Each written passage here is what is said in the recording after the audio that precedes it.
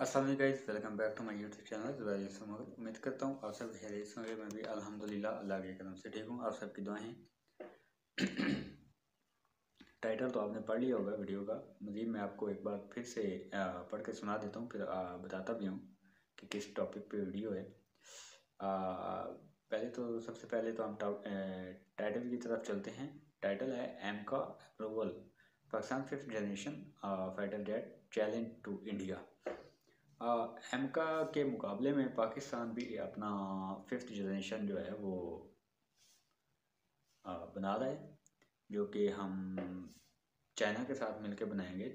J31 I think हमारा fifth generation का वही मिलता है, मुझे लग रहा है। तो इसी के रिलेटेड वीडियो है। वीडियो का जो लिंक है आपको मेरे डिस्क्रिप्शन में मिल जाएगा, तो आप जाके विजिट कर सकते हैं। बेसिक ये जो वीडियो है ये है सर डिफेंस एक्स चैनल का नेम है, इनकी वीडियो है। आप चाहें तो इसका लिंक भी आपको मेरे डिस्क्रिप्शन में मिल जाएगा, चाहें तो विजिट कर सकते हैं और चैनल को सब्सक्राइब कर सकते हैं। तो चलें वीडियो को स्टार्ट करते हैं और जानने की कोशिश करेंगे कि अब क्या न्यूज़ आई है और एमका का जो प्रोग्राम है वो कहाँ तक पहुँचा है और कहाँ से स्टार्ट हो रहा है, कितने बजट में हो रहा है, और फिर हमारा जो फिफ्थ जनरेशन फाइटर जेट है वो उसकी क्या कारकर्दगी होगी।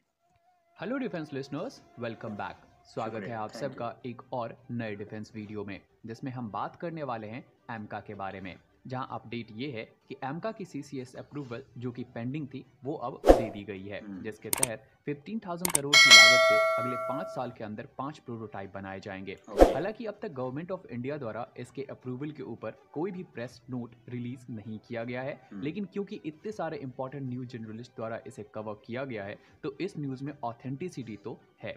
लेकिन इस वीडियो में हम बात करेंगे कि एमका के सीसीएस अप्रूवल मिल जाने के बाद भी अब फर्स्ट एमका इंडियन एयरफोर्स तक डिलीवर होने में एक्चुअल टाइमलाइन क्या होने वाला है और उसमें कौन कौन सी प्रोसेस होने वाली है। साथ ही क्योंकि जो 2030 का टाइमलाइन सभी जगह पे प्रपोज किया जा रहा है वो वाइबल भी है या नहीं है, क्योंकि इस टाइमलाइन में तो सिर्फ प्रोटोटाइप ही बनने वाले हैं।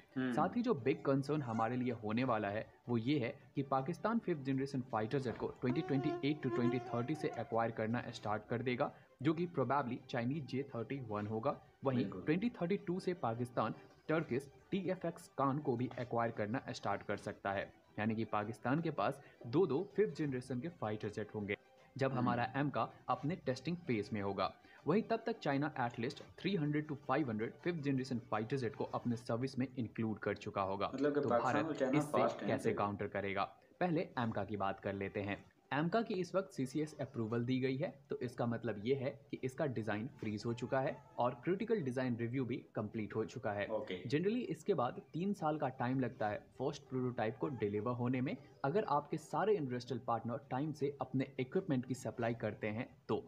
और उसके बाद लगभग हर 6 महीने में एक प्रोटोटाइप डिलीवर किया जाता है अगले 2 साल तक, यानी कि अगले 5 साल में 5 प्रोटोटाइप डिलीवर किए जाएंगे। ये जो 6 मंथ का गैप होता है, इस बीच में सभी प्रोटोटाइप को जो कि अलग अलग कॉन्फ़िगरेशन के होते हैं उसे इवैल्यूएट किया जाता है, और जो प्रोटोटाइप सबसे बेस्ट सूटेबल होता है उसे लॉक करके उसका ग्राउंड टैक्सी ट्रायल और फिर फर्स्ट फ्लाइट करवाया जाता है, जिसमें अनदर 1 ईयर का टाइम लगता है। यानी कि अगर गवर्नमेंट ऑफ इंडिया आज से ही फंड रिलीज करना स्टार्ट कर दे तो भी 2030 तक एमका अपने फर्स्ट फ्लाइट तक ही पहुंच पाएगा, और अगर बेस्ट केस सिनेरियो भी लेकर चलें तो 2029 तक ही ये अपना फर्स्ट फ्लाइट कंडक्ट कर पाएगा। फर्स्ट फ्लाइट कंडक्ट होने के बाद किसी भी फाइटर जेट को 3 से 4 साल लगते हैं उसके ऊपर डेवलप किए गए सारे इक्विपमेंट को टेस्ट एंड ट्रायल करने में, और फिर वहां से 1 साल लगते हैं सर्टिफिकेशन प्रोसेस में।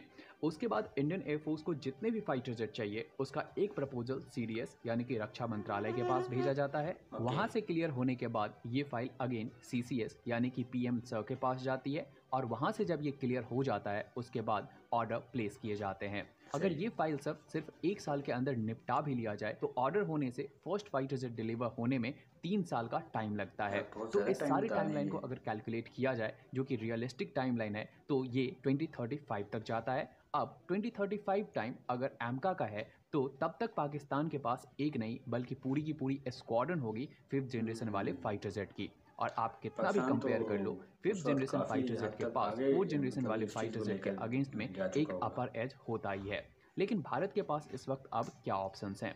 भारत के पास इस वक्त तो 2 ये है ना, ऑप्शन ऑप्शंस की है, बात या कर तो रहे हैं। 2 से 3 स्क्वाड्रन में 5th जनरेशन फाइटर जेट को किसी और कंट्री से एक्वायर करें, जो कि प्रोबेबली यूएसए या रसिया, बस 2 ही आपके पास ऑप्शन है, या फिर 114 रफाल F4 को MRFA के तहत ऑर्डर करें। रफाल सही। F4 एक 4.5 प्लस जनरेशन वाला फाइटर जेट है, जिसमें 5th जनरेशन वाले फाइटर जेट की कैपेबिलिटीज को ऐड की गई हैं, और ये प्लेटफॉर्म एक 5th जनरेशन वाले प्लेटफॉर्म से ज़्यादा मनूवर करने वाला प्लेटफॉर्म है। साथ ही इसके अंदर जो कैपेबिलिटीज़ हैं, चाहे वो एयर टू एयर से लेकर एयर टू ग्राउंड कॉम्बैट की हो, वो एक 5th जनरेशन वाले फाइटर जेट के लगभग बराबर की है। और हिमालयन रीजन में ये फाइटर जेट चाइना के 5th जनरेशन फाइटर जेट के ऊपर भारी पड़ सकता है, लेकिन उसके लिए हमारे पास रफाल की एटलीस्ट 6 स्क्वाड्रन होनी चाहिए, और सही। तब तक तेजस MK2 भी अपने प्रोडक्शन में होने चाहिए। अगर ये नहीं होता है तो भारत आने वाले 5 से 7 सालों में एक बिग सिक्योरिटी थ्रेट फेस करने वाला है। तो ये थी आज की हमारी वीडियो। उम्मीद है आपको ये वीडियो इन्फॉर्मेटिव लगी होगी। अगर लगी हो तो वीडियो को लाइक करें, शेयर करें, और चैनल पर नए हैं तो चैनल को सब्सक्राइब कर लें। जय हिंद। गाइस, बंदे ने काफ़ी हद तक सच्चाई बयान की है। उसने ये नहीं देखा कि भारत मतलब अपने कंट्री को उसने सिर्फ डिफाइन नहीं किया, बल्कि उसने कुछ हद तक अपने कंट्री की जो खामियां हैं वो भी बयान की हैं कि वो बहुत स्लो काम कर रहे हैं और उसको चाहिए कि वो ज़रा स्पीड से काम करे। चाइना और पाकिस्तान को लेकर उसने बताया कि जब तक हमारा एमका तैयार होगा, उससे पहले तो J-31 पाकिस्तान जो है, चाइना और पाकिस्तान 5th जनरेशन का जो फाइटर जेट होगा वो मतलब काफ़ी हद तक काफ़ी तादाद में बना चुके होंगे। तो उम्मीद करता हूँ वीडियो पसंद आई होगी। वीडियो अच्छी लगी तो वीडियो को लाइक एंड शेयर जरूर कीजिएगा, चैनल को सब्सक्राइब कीजिएगा। तो इंशाल्लाह मिलते हैं नेक्स्ट वीडियो में। तब तक अपना और अपनी फैमिली का ख्याल रखिएगा। अल्लाह हाफिज़।